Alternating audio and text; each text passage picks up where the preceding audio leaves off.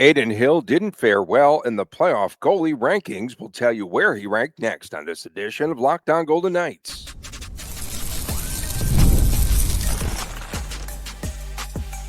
You're Locked On Golden Knights, your daily podcast on the Vegas Golden Knights, part of the Locked On Podcast Network, your team every day.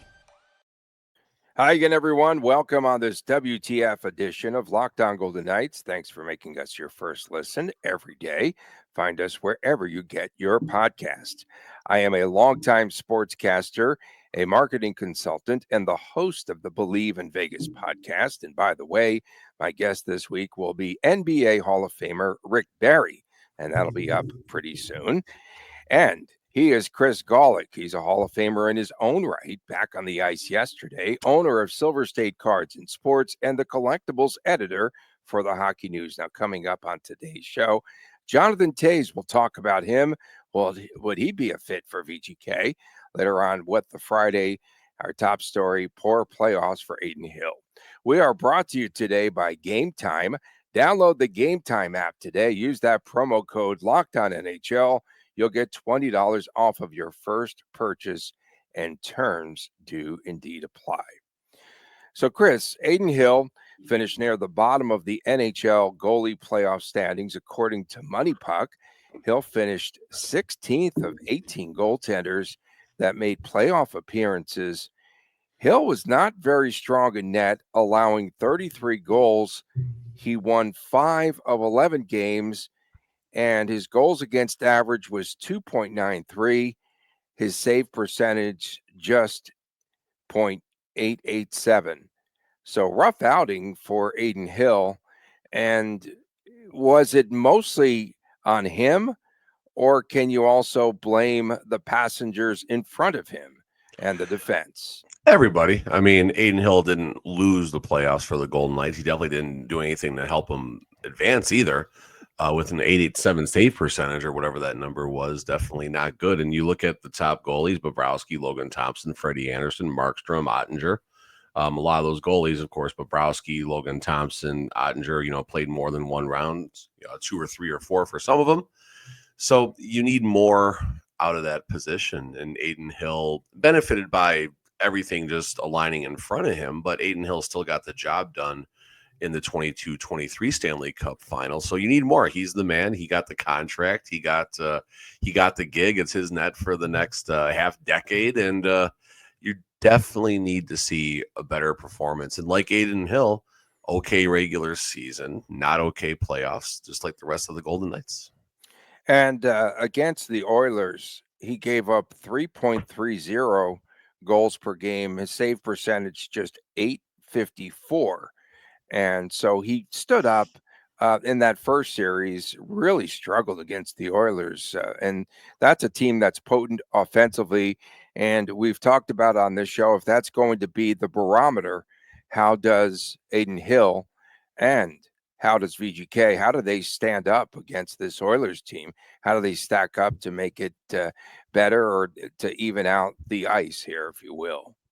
He got pulled in the Wild series as well for the third period of a game. I believe Akira Schmid came in.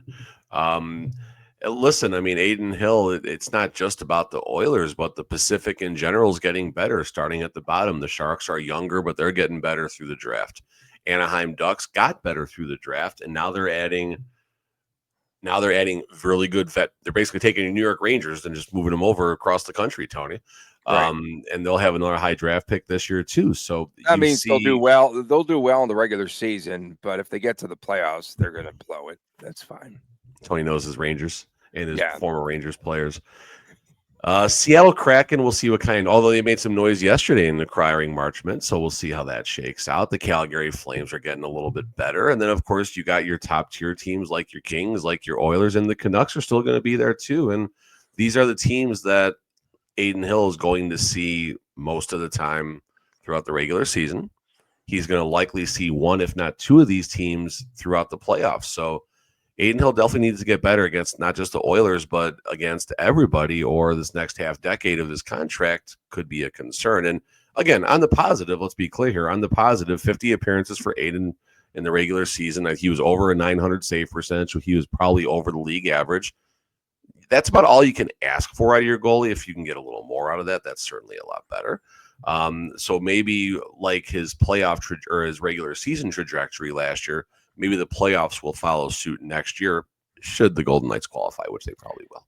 He's not regarded as one of the top tier goaltenders, although he did. He's not regarded in the second tier either, Tony. He's a guy. He's a good guy, but he's a guy. Right. 32 wins, 13 losses, and 5, of course, ties. But what does he have to do to improve this upcoming season? And in other words, I'm curious what the ceiling of Adin Hill might be. I think what I want to know about Adin Hill is we saw how Adin Hill is when everything works out. Spectacular 5-week run in the 22-23 Stanley Cup final. We've seen shades of a very good elite goaltender in small pockets. I've called Adin Hill when he's on one of the best goalies before, and maybe that's fool's gold in my mind at times, because he has not been able to, buzzword, sustain that over the long term. Last regular season, 9-0 or 247, and then his save percentage was 906, but dropped to 887 in the playoffs. 909, 23, 24, 915 in the 22-23 season. So in the regular season, it's working out okay. But now he needs to, I'm not going to say continue what he did in the 22-23 Stanley Cup final, because only one goalie's had a better performance ever in the Stanley Cup, in the NHL Stanley Cup playoffs, being Tim Thomas with the Boston Bruins a while back.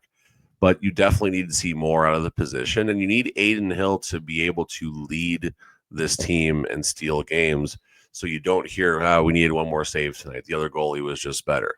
Adin Hill needs to step up to, if he became elite, that would be wonderful. But I will take just a really good, strong, sharp, consistent version of Adin Hill, which we really have not seen. So this contract that he received could be great, or it could be painful. And I think Adin Hill was the benefactor of a soft goalie free agency market, which is why his contract is maybe a little higher than it probably should be. Yeah, and the one thing I wanted to talk about was, if VGK had a reliable goaltender as backup, would Cassidy share the net? I think personally, I'll be honest with you, I felt as though 50 appearances was too many for Adin Hill. I really did. And at times he just was not all there, right? In that, we saw that. And he did have a little bit of a roller coaster ride. He did have some great games coming out of Four Nations and all that in the second half of the season. Is this a 50 appearance goaltender consistently? He's going to have to get stronger. I feel there's just a number of things I think he needs to do to improve to be that goaltender. And then you have to have someone or two goaltenders behind him and an e-bug to fill in those other 32 games. Yeah, the Golden Knights, really, as long as they've been a team, whether their hand was forced to do it or it's just kind of how it shook out, or a combination of both, is they've been we'll call it a rotating, a tandem type of team, right? Marc-Andre Fleury was the man in season one, but we also had 6 other goalies, including a couple of beer vendors out there on the ice too that season. You go back to when Robin Leonard and Marc-Andre Fleury were sharing the net for a while. Logan Thompson, Adin Hill shared the nets. And really last year was the healthiest season for VGK goaltenders. 2 goalies used the entire season. I don't know if Schmid never got a start last year that I recall. No, Schmid did not have any starts last year. So it was Samson off milk carton. Where is he? No one's even talking about him right now. He's probably going to Edmonton this season, probably in the off season. So bad. Well, Skinner did ask for a trade yesterday. So. Oh yeah, Frank Saravelli reported that. Frank did. Oh, okay. It was Frank Saravelli. Come on, did you get Frank, Tony? I thought you were joking. I got Frank. Say you were joking. What the WTF? It's what the Frank. Right. Yeah, no, what the Frank. So real fast here as we're getting down to it here. The Golden Knights, and this is probably a topic by itself, but if the Golden Knights are looking at Akira Schmid to be the man as far as the backup goes, that's a concern for me. Coming up next, veteran Jonathan Toews could be a VGK target. Coming up ahead on this edition of Locked On Golden Knights. Gametime gives you last-minute ticket deals, zone deals for deep discounts, panoramic seat views, and all-in pricing with no hidden fees. It's terrific. Plus, ticket prices often drop the closer you get the puck to drop in the NHL or the ball to be in the air in the NBA. And you can score big without overpaying. That's the whole deal here. You can save huge with zone deals. They pick the best seats and you get the lowest price. And right now, with zone deals, they are offering 10% off of exclusive zone deals for FIFA Club World Cup matches. That's right. And Gametime, it includes the fees up front and the backs. It backs every order with a ticket coverage guarantee covering cancellations, even job loss, and offering 24-hour returns. It's honestly a life hack for getting incredible tickets on the fly. Take the guesswork out of buying tickets today with Gametime. Download the Gametime app, create a promo account, use the promo code, I should say, create an account, and use the code LOCKEDONNHL, $20 off of the first purchase. Terms apply. Again, create an account, use the redeem code LOCKEDONNHL for $20 off. Download the Gametime app today. Last minute tickets, lowest price guaranteed. Anytime.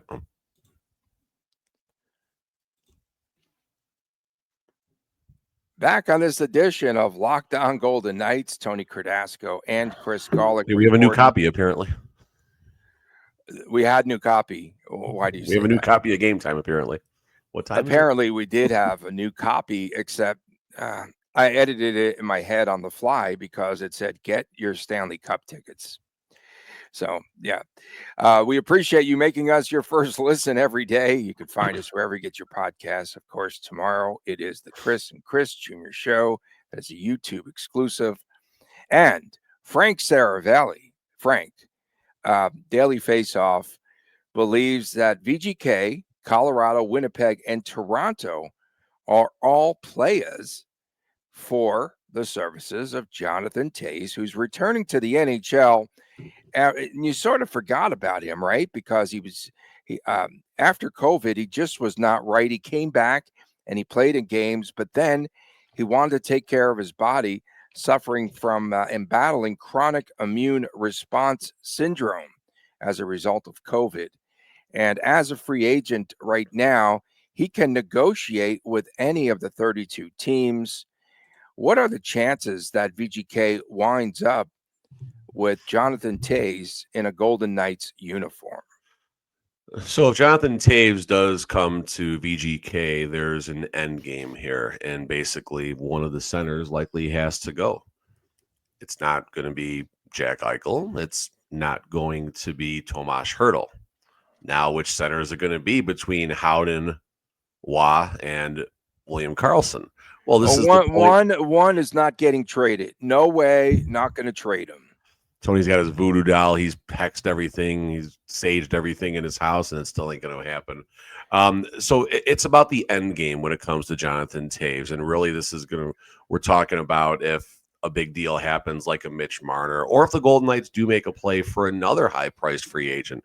We've talked about Ehlers. Everyone's talking about Bennett right now. I think he might have priced out a lot of teams with his Stanley Cup performance. And he said last night at the strip club / nightclub, he's going to be back with Florida. He made that announcement last night. After that dude's had more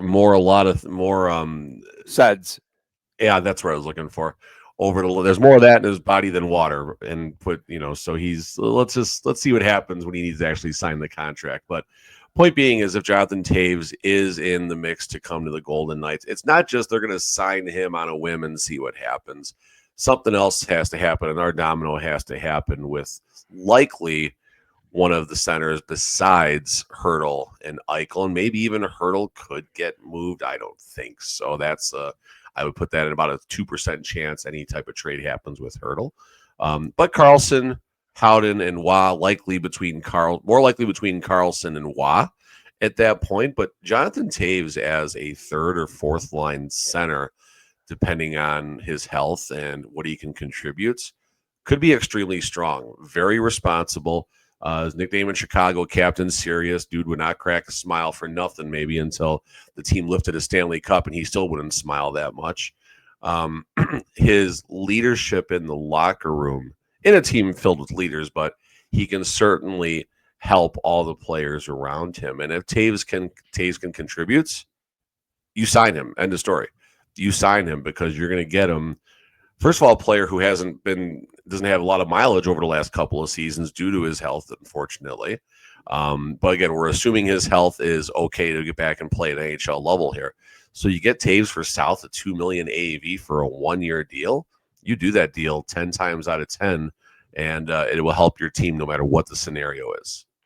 Taves is a 3-time Cup winner, and as you would say, has the pedigree, and says that he has a lot left in the tank. He is 37 years old, so that means VGK will sign him to an 8-year contract. Yeah, the Golden Knights. That's March or so about that. Well, I mean, seriously though, what do they sign him to? A couple of year deal? How much money? 1 or 2 year deal. AAV is $2 million or less, probably less, hopefully.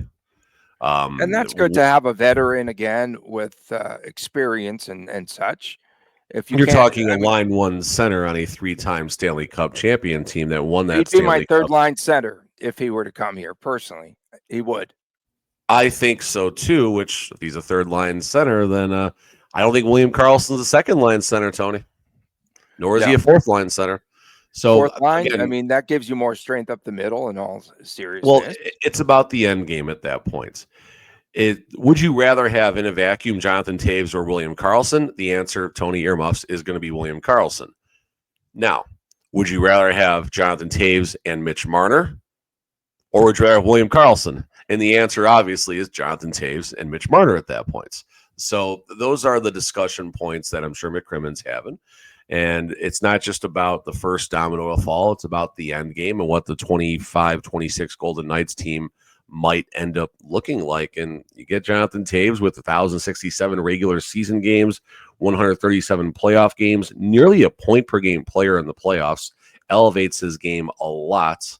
Regular season, 883 points in 1,067 games versus 119 and 137 in the playoffs. So Taves has something left. Of course, I've watched him very closely for my during my Blackhawks fandom and everything, and he would be a solid addition to anywhere he goes as long as his health is ready. And the teams are going to work him out. Teams are going to get medical reports. He's going to talk to them. So I would basically say that bug is squashed as far as the medical. And we're not going to see the 28-year-old version of him, but we might see a very strong version of him that, again, has 2 years less mileage on those tires too. Yeah, for sure. And VGK is definitely a candidate for LTIR too. 22-23 Blackhawks, 31 points, 53 games. Darren Dreger also added Tampa to the mix. From what I saw, Colorado believes that they are the favorite as they will try to move Charlie Coyle and create $5.3 million in I'm going to jump in Colorado really fast. If I'm Jonathan Toews, I've been out of the game for 2 years. I'm not going to elevation to play hockey. That's just me. Okay, no, it's a very good point, especially with that immune issue is something relating to breathing, right, and everything else. So sure, it sounds like a good way to go with that. Dr. Cardasco. If you are Pat Brisson, his agent, Taves, the free agent there, and the agent Brisson, do you want to deal with the Golden Knights? I think Pat Brisson wanted Brendan out of Vegas, honestly. Oh, yeah. I think he saw the situation, and Pat Brisson knows the game very, very well. He knows what's best for his players. He knows when it's family involved, what's best as well. And just Brendan Brisson just didn't work out here in Vegas. I don't think there's any ill will between the three of them, the family and the team and everything. And new start, new situation, and I think Brendan Brisson will be okay. It just wasn't going to happen in Vegas. Coming up next on the show, we have comments on the WTF, what the Friday features. Stay with us when we return right here on Locked On Golden Knights. Welcome back on this edition of Locked On Golden Knights. Tony Cardasco, Chris Gollic reporting from Las Vegas. Thank you so much for making us your first listen every day. Of course, you can find us wherever you get your podcast. And today, as mentioned, is WTF Day, What the Friday. Chris Gollic back on the ice, but that photo, I thought that you were actually playing or getting involved with roller derby the way that helmet fit. Roller derby. Yeah. No, that Charlie helmet's getting a lot of Connolly- attention, man. I Charlie got so Connolly number usually one, that's a plays. Nike Bauer helmet. For those that played hockey in the '90s, no, Nike In Bauer the goes back 90s. to the late '90s and early 2000s. That's number one. Number two, the shield it's like an old Peter Forsberg PK Subban shield that almost goes down to my nose. So next time I'm going out there, it's either no shield, yes, or I'm gonna just go with a full cage. Probably How a full cage. how was your immune system? For about 30 seconds a shift, it was okay. The toughest thing wasn't actually being on the ice and playing. It was okay. The tank is empty. Now I got to skate all the way from the goal line all the way back to the bench. That was probably the toughest part when That's funny. when the shift was over. It was time to get my butt back, but it felt really good. It was a lot of fun. Had a few scoring chances. Got a couple apples out there. Had my kids out there watching and stuff. Because Chris actually has a session he's doing called Beat the Heat every morning. So he's on the ice from basically 9 a.m. to 10 a.m. Monday through Thursday. My session was 10 until like 11:30 or something like that. So it worked out nicely yesterday. Did you see WTF last night, Brad Marchand's Instagram? So he posted photos of all of his teammates, thanked them, and tagged their former teams, saying, like for him, there was a photo of him that said, "Thank you, Bruins." And then the one that I thought was kind of, well, of course, Cal Gary with Kachuk. He had Vinacek, Boquist, and Nosek in the same photo. Thank you at NJ Devils. Oh, it was too good. That's actually well done, Brad Marchand, WTF. Another WTF, Connor McDavid, non-committal when asked about his future in Edmonton. I was surprised. Said that he needs to do what's best for himself and for his family. But of course, there's unfinished business in Edmonton. He said, if I feel there's a window to win here over and over again, then signing is no problemo. WTF. It's a big statement right there. It really is. It puts some pressure on Bowman, obviously, and it's a fair statement to make. It's a statement that he should make. Just because he's who he is doesn't mean that the Oilers own the privilege of having him. They have to put the right situation around him. And this will segue to my WTF. I put a tweet out there that went friggin' bonkers this week right after the Stanley Cup ended, and basically saying that where is it? But basically saying that the Oilers are wasting the careers of Draisaitl and McDavid as far as having the greatest player in the world. Draisaitl, you put in the top 5 easily as far as the best NHL players. And now we're talking the Mike Trout, Shohei Ohtani era, like in the Angels, where they couldn't win with those two players, or Mike Trout in general for his long storied career. And just a lot of stuff came out here, and I tied Stuart Skinner and Mike Smith to it. 290,000 views in that stupid tweet. That's so funny. But if I'm McDavid here, I'm looking around at this lineup and everything, and then I look behind me. I see Stuart Skinner. That's not the feeling that I want necessarily. I see Cal Pickard over the other shoulder. I mean, I guess Cal Pickard was amazing in the postseason, going 7-2 or something crazy like that, but a little bit of fool's gold pop probably in those numbers right there. So good comments for McDavid to make, and something's got to change. And otherwise, if I'm McDavid, I am kicking the tires to see what's best, in his terminology, for me and my family.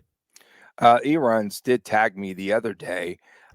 We also had former VGK great Tomas Bjornfoot, Vegas Bjornfoot. I just saw him on a roster somewhere. Where did I see? Oh, he was on one of the Olympic rosters. Florida. He was skating around with the cup. Oh God, he's on their AHL roster? Yes, and another WTF. Do you realize that VGK current great Cole Schwint perhaps could have been a part of the Panthers dynasty? but he was traded to Calgary, and that Kachuk deal, which sent Huberdeau and Uyghur and Cole Schwint to Calgary. WTF.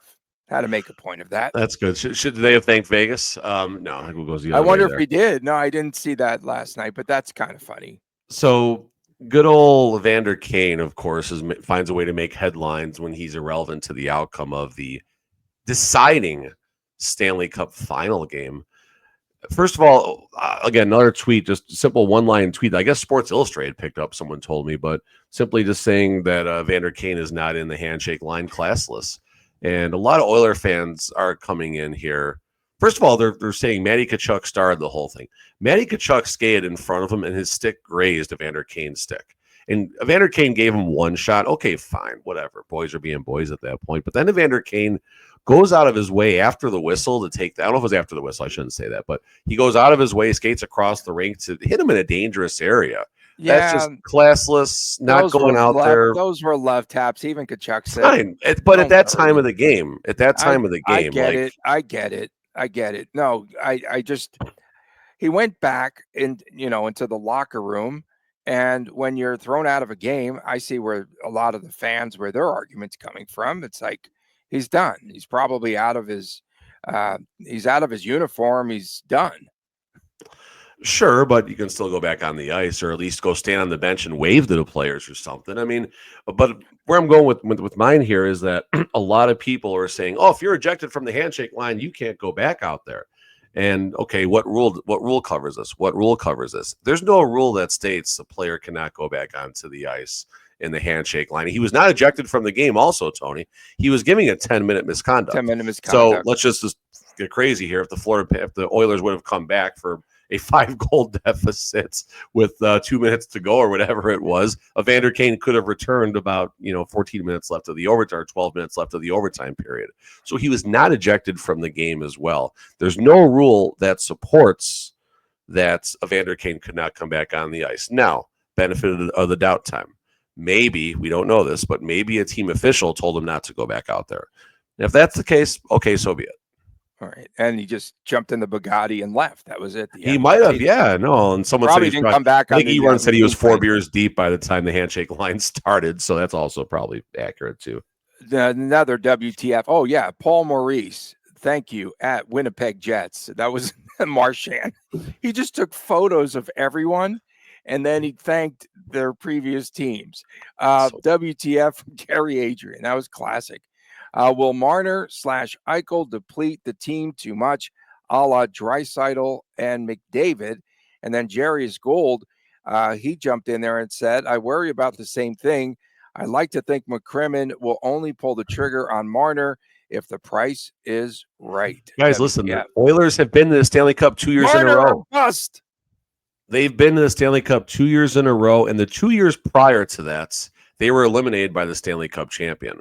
So the Oilers have only lost to the Stanley Cup champion each of the last 4 seasons. So Draisaitl and McDavid do not deplete a roster. Now, this core 4 drama in Toronto, that's a different story. But those 2 players, Draisaitl and McDavid, do not deplete a roster. End of story. End of story. Marchand's going to wind up staying in Florida. He'll stay in Florida. Bennett, 3 sheets to the wind. Bennett, I ain't effing leaving. I just saw that. He's not leaving. There's absolutely no way. He's like, I'm coming back. He's Leonardo DiCaprio on Wolf of Wall Street. I'm not leaving.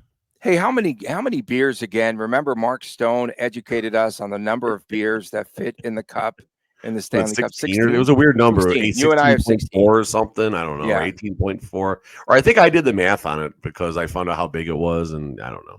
Okay. Do you have any other WTFs off of YouTube? I think you might here in the final seconds of the show. Probably. LTIR is being. This is Gary Ratke. LTIR is being investigated by the NHL because they are a Canadian team, and Gary Bettman wants to punish Canadian teams. Very true. Shut up. True. Very true. That's number 1. I don't care about the LTIR rule. I'm just glad Evander Kane didn't win a cup. That's for Will Fig, if I'm reading that correctly. Okay. And let's see, Adam Ranger, if I'm reading that right. No sympathy for the Oilers. Their fans were the loudest whiners when Stone was injured. Then, of course, a few fans got in there right there. And then hockey fans, 7,100. LTIR is fine. LTIR is fine. Why would any hockey fan want to watch a playoff game between any two teams when they can't have all their players available that were previously injured? We The NHL appreciate agrees with everyone. We appreciate everyone tuning in, especially our everydayers. Thank you so much. Of course, we'll be back on Monday. You know what Mondays are now. Marner Monday. From my man, Chris Gollic. I'm Tony Cardasco. What Have an a great offseason. weekend, everyone. We'll see you again Monday right here on Locked On Golden Knights. Take care.